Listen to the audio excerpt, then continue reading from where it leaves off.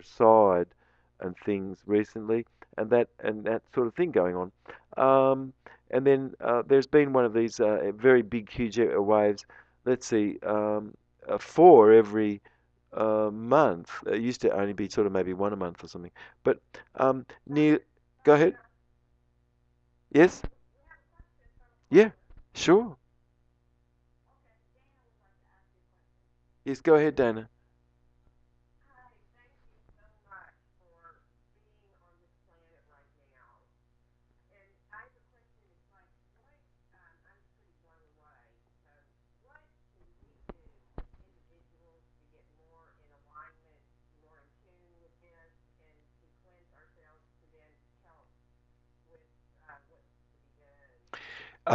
Well, if you give a dog, a domesticated dog, the opportunity to have proper intestinal flora, it'll turn away from foodstuffs, for instance, that's just made from soggy cardboard in the animal industry.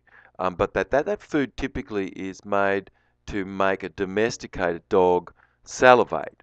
It is very interesting that the moment, and then studies do show this with animals, uh, you know, that when that animal is given its proper intestinal flora, it ends up with an intelligence which is quite radical. And I mean, DNA, a lot of it is the condon, and it's an enormous amount of it, which we've just been starting to talk about how this becomes turned on by environmental triggers, and then people can become more aware of what to do.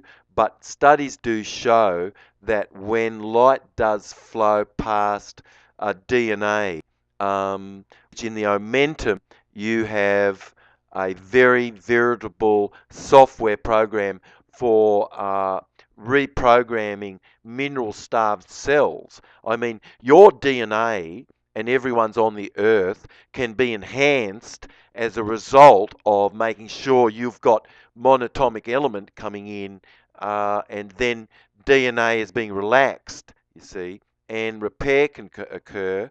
But if you've got a compromised system, then certainly where you are, you can not necessarily have a hemi-synchronization occurring where you're testing more powerfully strong for being able to determine what to do where you are.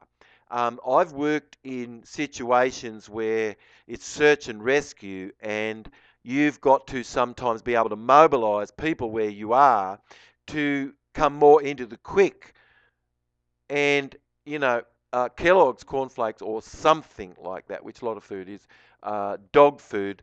But if you give somebody life colloid, for instance, you affect the DNA, and instantaneously you will see amazing electricity coming out of your hands.